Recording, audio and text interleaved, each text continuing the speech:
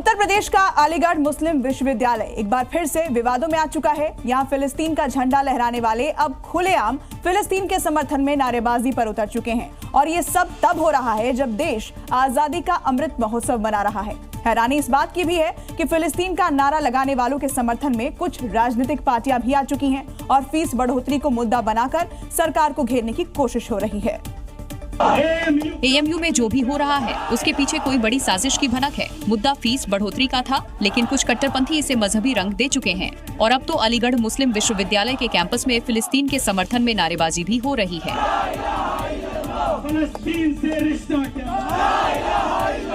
कोई पॉलिटिकल मुद्दा नहीं है, कोई पॉलिटिकल नारे नहीं लगे हैं, कोई रिलीजियस नारे नहीं लगे हैं। इस प्रोटेस्ट को तोड़ने की पूरी कोशिश एडमिनिस्ट्रेशन द्वारा की जा रही है। रिलीजियस नारे यहाँ पर कभी नहीं लगे हैं।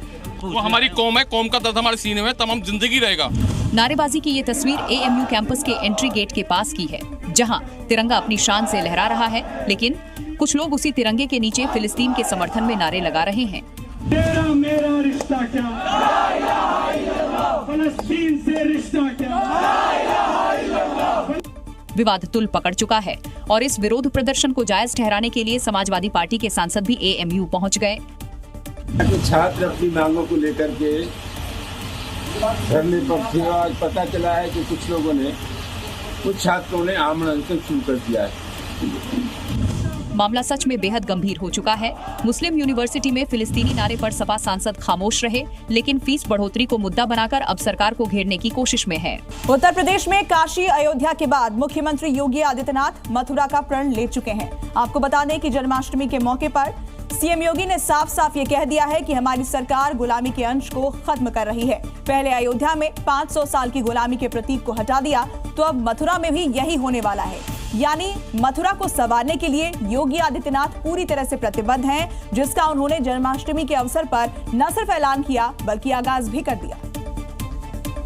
अयोध्या में जाके 500 वर्षों की गुलामी के प्रतीक समाप्त हुए। अब श्री कृष्ण अयोध्या में राम मंदिर का निर्माण, काशी में विश्वनाथ धाम का कायाकल्प और अब मथुरा का काउंटडाउन शुरू हो चुका है। मौका कृष्ण जन्मोत्सव का था और इस उत्सव को सीएम योगी ने और खास बना दिया है। मथुरा, वृंदावन, बरसाना, गोकुल, बलदेव, गोवर्धन और राधा कुंड को तीर्थ के रूप में उसकी पौराणिक मान्यता को फिर से बहाल करेंगे। जन्माष्टमी के इस शुभ अवसर पर मुख्यमंत्री योगी ने न सिर्फ श्रद्धा दिखाई बल्कि एक बार फिर साफ कर दिया, अब यूपी का हर तीर्थ स्थल गुलामी के अंशों से मुक्त होगा और भारतीय संस्कृति की असली पहचान वापस दिलाई जाएगी। तो अयोध्या और काशी के बाद अब मथुरा। मुख्यमंत्री योगी आदित्यनाथ के इस संकल्प से साफ है कि यूपी में धार्मिक स्थलों का सिर्फ सौंदर्यीकरण नहीं बल्कि उनका सांस्कृतिक पुनर्जन्म हो रहा है। मथुरा वृंदावन में इस बार जन्माष्टमी का उत्सव सिर्फ दिव्य और भव्य नहीं बल्कि पूरी तरह से सुरक्षित भी है। सरकार ने आपको बताएं कि सुरक्षा के ऐसे पुख्ता इंतजाम किए हैं कि कोई परिंदा भी पर नहीं मार सकता। आसमान में उड़ते ड्रोन, चप्पे चप्पे पर तैनात पुलिस फोर्स और कोबरा कमांडो तक अलर्ट मोड पर हैं। मुख्यमंत्री योगी आदित्यनाथ ने साफ निर्देश दिया है, अगर किसी ने गड़बड़ी की कोशिश की तो बख्शा नहीं जाएगा। भगवान की जय। और मथुरा में भारी सुरक्षा के बीच कृष्ण भक्तों का जोश हाई हो चुका है। कान्हा की नगरी सजी है, भक्ति और उल्लास के रंग में रंगी हुई है, लेकिन इसके साथ ही सुरक्षा का अभेद कवच भी तैयार किया गया है। सीआरपीएफ की 4 कंपनी को सुरक्षा में लगाया गया है। इसके साथ ही पीएसए की 12 कंपनी, आरएफ के जवानों की तैनाती, करीब 2500 सिविल पुलिसकर्मी और एटीएस के साथ कोबरा कमांडो को मुस्तैद किया गया है। मथुरा वृंदावन के हर चौराहे पर पुलिस का पहरा है। मंदिरों के बाहर और अंदर कमांडो की तैनाती कर दी गई है। ड्रोन से भी निगरानी हो रही है। जो श्रद्धालु हैं उनकी सुरक्षा हमारे लिए सर्वोपरि है। इस कारण से हम लोगों ने पूरे केजेस के परिसर को जो है 3 जोनों में बांटा है और सभी जोनों के प्रभारी एडिशनल एसपी रैंक के अधिकारी हैं। दरअसल मुख्यमंत्री योगी आदित्यनाथ का साफ आदेश है, मथुरा में किसी ने भी माहौल बिगाड़ने की कोशिश की तो उसे बख्शा नहीं जाएगा और इसी आदेश के बाद कोबरा कमांडो, एटीएस और लोकल इंटेलिजेंस यूनिट पूरी तरह से एक्टिव मोड में है। मथुरा में कोबरा कमांडोज मोर्चे पर हैं तो कृष्ण जन्माष्टमी पर यूपी का फतेहपुर भी छावनी में तब्दील हो चुका है। जिस मकबरे पर हिंदू संगठनों ने पूजा पाठ किया था, वहां मुस्लिमों ने 16 अगस्त वाला चैलेंज दिया था, जिसके बाद आसपास के कई जिलों से करीब 2000 पुलिसकर्मियों की तैनाती की गई है ताकि फतेहपुर के विवादित मकबरे के पास परिंदा भी पर न मार पाए। क्योंकि हिंदू और मुस्लिम पक्ष के बीच ये मकबरा बन गया है बड़े विवाद की वजह। मथुरा से करीब 420 किलोमीटर दूर फतेहपुर में मौजूद इस मकबरे के मंदिर होने का दावा हिंदू संगठनों ने किया था, जिसके बाद बड़ी संख्या में लोग यहां पहुंच गए थे और यहां तोड़फोड़ कर भगवा ध्वज लहरा दिया, जिसके बाद मुस्लिम समाज की ओर से विरोध करने का ऐलान किया गया। जवाब में हिंदू संगठनों ने पूजा और कीर्तन का ऐलान कर दिया। इस टकराव को देखते हुए फतेहपुर जिले में लखनऊ, हमीरपुर, बांदा, चित्रकूट, कौशाम्बी, प्रतापगढ़ और प्रयागराज जनपदों से करीब 2000 पुलिसकर्मी तैनात किए गए हैं। जिले के अलग अलग जगहों पर बैरिकेडिंग भी लगाई गई है। सोशल मीडिया पर भड़काऊ पोस्ट करने वालों को पुलिस ने हिरासत में लिया है और साथ ही दोनों समाज के लोगों से मकबरे से दूर रहने की अपील की है। जब भी पर्व त्योहार आते हैं, कोई न कोई विवाद सामने आ ही जाता है। अब जन्माष्टमी पर सीएम योगी को पत्र लिखकर भगवान श्री कृष्ण के पोशाक और श्रृंगार बनाने के काम से मुस्लिमों को हटाने की मांग की गई है। पत्र लिखने वाले ने आरोप लगाया कि जब परिधान हिंदुओं के आराध्य ठाकुर जी का है तो फिर इसे मुस्लिम कारीगर क्यों बना रहे हैं। हालांकि वो इसे हिंदू मुस्लिम से जोड़ने की बजाय स्वच्छता से जोड़ रहे हैं, लेकिन साथ में ये दलील देने से नहीं चूके कि हिंदू अपने त्योहारों की तैयारी खुद करें और मुस्लिम अपने। जब ये हमारे हिंदुओं को काफिर समझते हैं, हमारे पोशाकों में स्वच्छता का ध्यान नहीं रखते, गंदगी रखते हैं, तो ये हमारे हिंदुओं के व्यापार में घुसपैठ क्यों कर रहे हैं। योगी को पत्र लिखने वाले दिनेश शर्मा श्री कृष्ण जन्मभूमि मामले में भी याचिका करता है। उनके मुताबिक ठाकुर जी के परिधान और श्रृंगार का सामान बनाना एक अप्रत्यक्ष सेवा है, इसलिए कारीगर का तन मन से स्वच्छ होना बहुत जरूरी है, जबकि मुस्लिम कारीगरों का पूरा ध्यान सिर्फ अपने कारोबार पर होता है। दूसरी ओर मुस्लिम कारीगरों ने इन आरोपों को सिरे से खारिज कर आरोपों को राजनीति से प्रेरित बताया।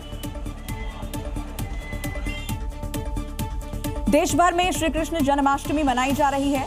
यूपी के मथुरा में श्री कृष्ण जन्मोत्सव की धूम देखने को मिल रही है। लाखों की संख्या में भक्त वृंदावन पहुंच रहे हैं। बांके बिहारी मंदिर के बाहर दर्शन के लिए लंबी कतारें लगी हुई हैं, क्योंकि हर कोई बांके बिहारी की एक झलक पाने के लिए व्याकुल है। श्री कृष्ण जन्मभूमि मंदिर को ऑपरेशन सिंदूर की थीम पर सजाया गया है। कहीं रास तो कहीं मयूर नृत्य देश विदेश से आने वाले श्रद्धालुओं को लुभा रहा है। मथुरा की सड़कों पर ढोल नगाड़े बज रहे हैं, श्रद्धालु गीत गाते हुए आगे बढ़ रहे हैं। लगातार भारी संख्या में भक्त बांके बिहारी के दर्शन के लिए पहुंच रहे हैं। बहुत ज्यादा ऐसा लगता है कि यहाँ से जाए नहीं जाए। बहुत अच्छा लग रहा है यहाँ। ये मेरे फर्स्ट टाइम यहाँ आना हुआ है, तो अचानक फैमिली लोग की इच्छा थी कि चलो एक बार मथुरा वृंदावन घुमा। मैं कहूँ चलो घुमाता हूँ सब लोग। जन्माष्टमी को भव्य और दिव्य रूप में मनाए जाने की तैयारियां पूरी हो गई हैं। सुरक्षा के भी पुख्ता इंतजाम किए गए हैं। उत्तर प्रदेश की सियासत पूरे देश पर अपना असर डालती है और इसी असर को बरकरार रखने के लिए बीजेपी 2027 से पहले बड़ी रणनीति तैयार कर चुकी है। यूपी के तमाम बीजेपी विधायकों की रिपोर्ट कैसी है, अपने अपने क्षेत्र में पकड़ कैसी है, क्या इस बार मौजूदा विधायक फिर से चुनाव लड़े या फिर उनका टिकट कट जाएगा, ये सब कुछ चुनाव से 2 साल पहले तय होने वाला है। इसके लिए बाकायदा इंटरनल सर्वे करवाया जाएगा, क्योंकि अब की बार टारगेट 300 पार का है। ऐसे में चुनाव से पहले टीम योगी में कितने मौजूदा विधायक अपनी जगह बना पाएंगे या फिर उनका टिकट कट जाएगा, इसकी उल्टी गिनती शुरू हो चुकी है। ये सर्वे 3 श्रेणियों में कराया जा रहा है और माना जा रहा है कि जल्द ही ये सर्वे उत्तर प्रदेश में शुरू हो जाएगा। इसके अलावा बीजेपी विधानसभा चुनाव से पहले प्रत्याशी चयन के लिए 4 लेवल पर सर्वे करवाएगी। पहला गोपनीय सर्वे सीएम योगी की ओर से कराया जाएगा। दूसरा सर्वे प्रदेश अध्यक्ष की निगरानी में होगा। तीसरा सर्वे बीजेपी के केंद्रीय नेतृत्व और चौथा गृह मंत्री अमित शाह के स्तर से कराया जाएगा। ऐसे में माना जा रहा है कि करीब 100 एमएलए का टिकट कट सकता है। जो एमएलए क्षेत्र में सक्रिय नहीं, वो टारगेट पर है। साथ ही कार्यकर्ताओं को नजरअंदाज करने वाले विधायक का भी पत्ता कटेगा। हमारा संपर्क संवाद लगातार कार्यकर्ताओं के माध्यम से जनता से बना रहता है। टिकट चयन की, प्रत्याशी चयन की प्रक्रिया है। यानी यूपी फतह के लिए बीजेपी अभी से तैयारी में जुट गई है। इसके लिए अब विधायकों का सर्वे होने जा रहा है। यूपी के लखनऊ से हैरान कर देने वाला मामला सामने आया। वहां ट्रैफिक पुलिस योगी सरकार के मंत्री संजय निषाद की गाड़ी उठाकर ले गई। बताया गया संजय निषाद की कार नो पार्किंग जोन में खड़ी थी, जिसे लखनऊ ट्रैफिक पुलिस क्रेन से टांग कर ले गई। बताया गया कि योगी सरकार में मंत्री संजय निषाद की कार विधानसभा में नो पार्किंग जोन में खड़ी थी। कार की नो पार्किंग जोन में खड़ी होने के कारण जाम जैसी स्थिति बन गई। इसके बाद लखनऊ पुलिस ने क्रेन बुलवाकर गाड़ी को उठवाया। दरअसल मंत्री संजय निषाद अपनी सफेद फॉर्च्यूनर से सदन की कार्यवाही में भाग लेने आए हुए थे। मंत्री के ड्राइवर ने उनकी कार को विधानसभा परिसर में खड़ा किया, जिससे जाम लग गया था। इस घटना का वीडियो सोशल मीडिया पर खूब वायरल हो रहा है।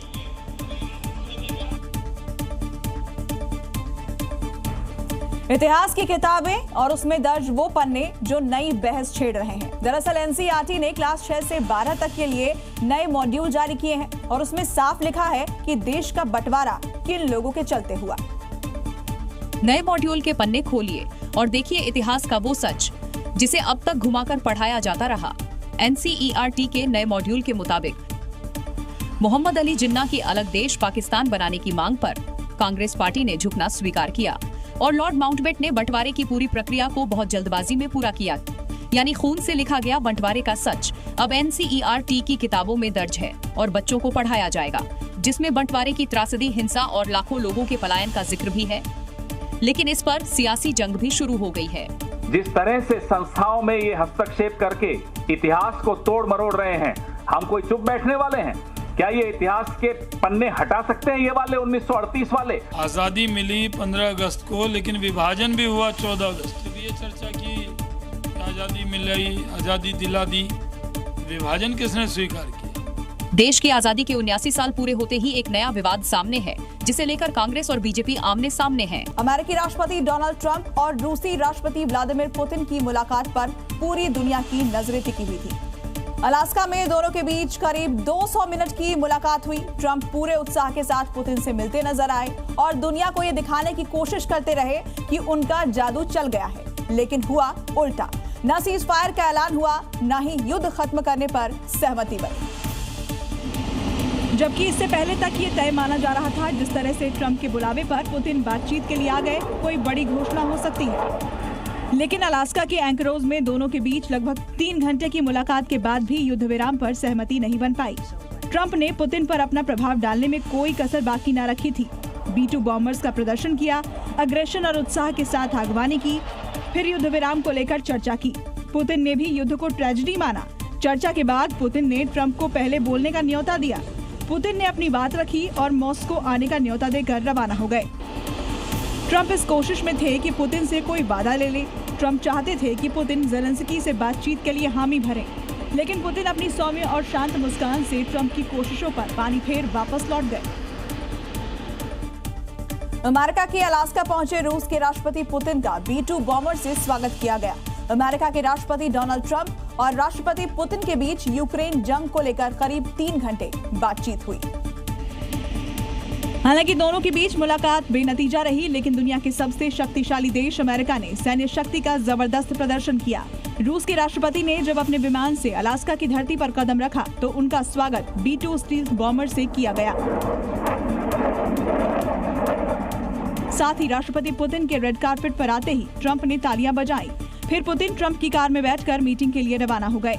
यही नहीं, जब राष्ट्रपति डोनाल्ड ट्रंप रूसी राष्ट्रपति से मिल रहे थे तो वहां F-22 फाइटर जेट्स फ्लाईओवर करते नजर आए, जिसे देखकर ऐसा लगा मानो अमेरिका अपनी सैन्य ताकत का एहसास कराना चाहता हो। ये वही B-2 बॉम्बर है जिसने ईरान के न्यूक्लियर ठिकानों को पिछले महीने पूरी तरह से तबाह किया था। अलास्का में ट्रंप और पुतिन के बीच बिग मीटिंग हुई, लेकिन यूक्रेन युद्ध खत्म करने पर कोई सहमति नहीं बनी। वहीं इस बड़ी बैठक के बाद पुतिन ने अलास्का में एक धर्मगुरु से भी मुलाकात की। तस्वीरें अलास्का की हैं, जहां रूसी राष्ट्रपति उस धर्मगुरु से मिले। अब आप सोच रहे होंगे कि आखिर ये धर्मगुरु कौन है, तो उसे भी आपको बता देते हैं। ये है डायोसीस के ऑर्थोडॉक्स चर्च के आर्क बिशप एलेक्सी, जो अमेरिका में बसे ऑर्थोडॉक्स ईसाई समुदाय के बड़े धर्मगुरु माने जाते हैं। दरअसल दोनों के बीच कई मुद्दों पर चर्चा हुई, जिसमें धार्मिक परंपराओं के साथ साथ शांति और सहयोग की बातें भी शामिल रहीं। ये मुलाकात ठीक उसी वक्त हुई जब अमेरिकी राष्ट्रपति से मुलाकात के बाद रूसी प्रेसिडेंट अलास्का से वापस जाने वाले थे। यानी सियासी बातचीत के बाद पुतिन का धार्मिक एजेंडा, जो अब चर्चा का बड़ा विषय बन चुका है। और जहां लोग सवाल उठा रहे हैं, क्या पुतिन ने सिर्फ ट्रंप से मुलाकात ही नहीं बल्कि पूरी दुनिया को कोई धार्मिक संदेश देने की कोशिश की। भले ही अमेरिकी राष्ट्रपति डोनाल्ड ट्रंप भारत को टैरिफ के टेरर के जरिए बार बार टेंशन दे रहे हों और दोनों देशों के बीच राजनयिक रिश्ते कुछ हद तक तनावपूर्ण नजर भी आ रहे हैं, लेकिन अमेरिका में भारत के सम्मान में कोई कमी नहीं आई है। तभी तो अमेरिका में भारत का तिरंगा टॉप पर लहराता नजर आया। मौका भारत के 79वें स्वतंत्रता दिवस का था और अमेरिका के सिएटल में इस मौके पर एक शानदार समारोह का आयोजन किया गया, जहां शहर के लैंडमार्क स्पेस नीडल टावर पर आयोजित किया गया भारत का स्वतंत्रता दिवस समारोह। सिएटल में भारत के महावाणिज्य दूत ने सिएटल के मेयर ब्रूस हैरेल को ये प्रस्ताव दिया था, जिसे मेयर ने स्वीकार कर लिया। फिर सिएटल की तरफ से भारत के सम्मान में किया गया इस खास समारोह का आयोजन, जिसमें शहर की चुनिंदा शख्सियतों की मौजूदगी में इस टावर पर फहराया गया विशालकाय तिरंगा। ऊंची ऊंची इमारतों के बीच शहर के सबसे ऊंची इमारतों में से एक स्पेस नीडल पर तिरंगा को लहराता देख यहाँ बसे हर भारतीय का सिर गर्व से ऊंचा हो उठा। चीन रोबोटिक्स की दुनिया को नए मुकाम पर ले जाने की तैयारी में है। अब एक और कदम आगे बढ़ाते हुए चीन ऐसे रोबोट तैयार कर रहा है जो प्रेग्नेंट हो सकेगा और बच्चे को भी जन्म देगा। खबर थोड़ी चौंकाने वाली जरूर है, लेकिन चीन से जुड़ी हुई है तो इसके संभव होने की संभावना भी है, क्योंकि चीन रोबोटिक्स की दुनिया में दुनिया के सभी देशों को पीछे छोड़ चुका है। अब चीन की एक रोबोटिक्स कंपनी काइवर टेक्नोलॉजी ने दावा किया है कि वो दुनिया का पहला प्रेगनेंसी रोबोट बना रही है। ये रोबोट इंसान की तरह ही बच्चे को जन्म दे सकेंगे। कंपनी के मुताबिक ये प्रेगनेंसी रोबोट 10 महीने की प्रेगनेंसी को पूरा कर सकता है, जिसके बाद एक असली बच्चे को जन्म भी देगा। दरअसल रोबोट के पेट में एक आर्टिफिशियल गर्भ होगा, जिसमें भ्रूण को पोषण मिलेगा। इस रोबोट को अगले साल लॉन्च किए जाने का दावा कंपनी ने किया है। इसकी कीमत होगी 1 लाख युआन यानी करीब 11,60,000 रुपए। कंपनी के मुताबिक ये उन महिलाओं के लिए वरदान की तरह होगा जो किसी कारणवश गर्भ धारण नहीं कर पाती, या फिर उनके लिए भी जो प्रेगनेंसी तो चाहती हैं लेकिन कामकाज की वजह से ऐसा करने से बचती हैं। सावन बीत चुका है लेकिन बारिश का कहर अब भी कम नहीं हुआ है। मायानगरी मुंबई में बादलों ने ऐसा हमला बोला कि सड़कों से लेकर दफ्तर और घर सब पानी में डूब गए। रेलवे ट्रैक, एयरपोर्ट, स्टेशन, जहां भी देखो बस पानी ही पानी, जिससे मुंबई की रफ्तार पर ब्रेक लग गई। लोकल ट्रेनें थम गई, गाड़ियां फंस गई और लोग घंटों तक सड़क पर खड़े नजर आए। यानी बारिश की वजह से मायानगरी बिल्कुल डूबी नजर आई। जैसा आप देख ही सकते हैं, पहियों तक पानी और ड्राइवर ने बस को जैसे तैसे इस सैलाब से होकर निकालने की कोशिश की। ये कोई नदी नहीं, सड़क है जिस पर इतना पानी भर गया कि कारें आधी और बाइक्स पूरी डूब गई। ये दूसरी सड़क का हाल भी देख लीजिए, जो बारिश के बाद बिल्कुल नजर ही नहीं आ रही है। ऑटो वाले ने हिम्मत करके यहाँ से गुजरने की कोशिश की, लेकिन पानी इतना था कि बीच में ही ऑटो जवाब दे गया और इसे खींचने की नौबत आ गई। बरसात के कहर से थाने भी अछूते नहीं हैं। ये तुर्भे पुलिस स्टेशन है जहां पानी का कब्जा है और पुलिस वाले इसके आगे बेबस। अब ये देखिए, लहरों को चीरते हुए गाड़ियां निकल रही हैं। घुटने से थोड़ा नीचे तक फिलहाल पानी है और ये तस्वीरें साफ तौर पे बयां कर रही हैं। ये तस्वीरें मुंबई के अलग अलग इलाकों की हैं, जहां साफ दिखाई दे रहा है कि मूसलाधार बारिश ने शहर को कैसे डुबो दिया। मुंबई की पहचान, उसकी रफ्तार थम गई क्योंकि बारिश ने मायानगरी को पूरी तरह से बंधक बना लिया। ऐसा नहीं है कि मायानगरी में सिर्फ सड़कों पर ही बारिश ने कहर मचाया हो। एयरपोर्ट और रेलवे स्टेशन का हाल भी कुछ ऐसा ही रहा। जिन लोगों को घर जाना था वो घंटों वहीं फंसे रहे और हर तरफ सिर्फ पानी का कब्जा दिखाई दिया। सायन रेलवे स्टेशन पर ट्रैक पूरी तरह पानी में डूब गया। मुंबई की लाइफलाइन कहे जाने वाली लोकल ट्रेनें पानी में कैद होकर रह गईं और यात्री मजबूर होकर घंटों तक वहीं फंसे नजर आए। ऐसा नहीं, बारिश का दौर केवल रात तक ही चला, जिससे ट्रेन की रफ्तार थम गई। दिन में भी कुछ ऐसा ही हाल रहा। रेल की पटरियां इतनी पानी में डूब गईं कि हालात नॉर्मल करने के लिए कर्मचारियों को मौके पर पहुंचना पड़ा। ये समंदर नहीं है, मुंबई एयरपोर्ट है साहब, जहां बारिश ने इतना पानी भर दिया कि पूरी सड़क और टैक्सीवे तालाब में तब्दील हो गया। जहां जहाज उड़ान भरने के लिए तैयार रहते हैं, वहां पानी की लहरें नजर आई और बारिश ने मुंबई की हवाई सेवाओं को भी बंधक बना लिया।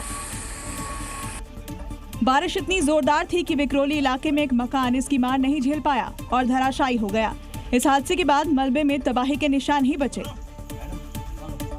पिछले कई दिनों से हो रही मूसलाधार बारिश की वजह से दिल्ली में यमुना नदी का जलस्तर बढ़ गया है। हालात ये हो गए हैं कि यमुना नदी के किनारे बसे दिल्ली के कई इलाकों पर डूबने का खतरा मंडराने लगा है। क्योंकि हिमाचल प्रदेश और उत्तराखंड में हो रही बारिश से दिल्ली में यमुना का पानी लगातार बढ़ रहा है। इसी तरह से पानी बढ़ता रहा तो ये खतरे के निशान को पार कर सकता है। यही वजह है कि यमुना नदी के किनारे बसे लोगों को अलर्ट किया गया।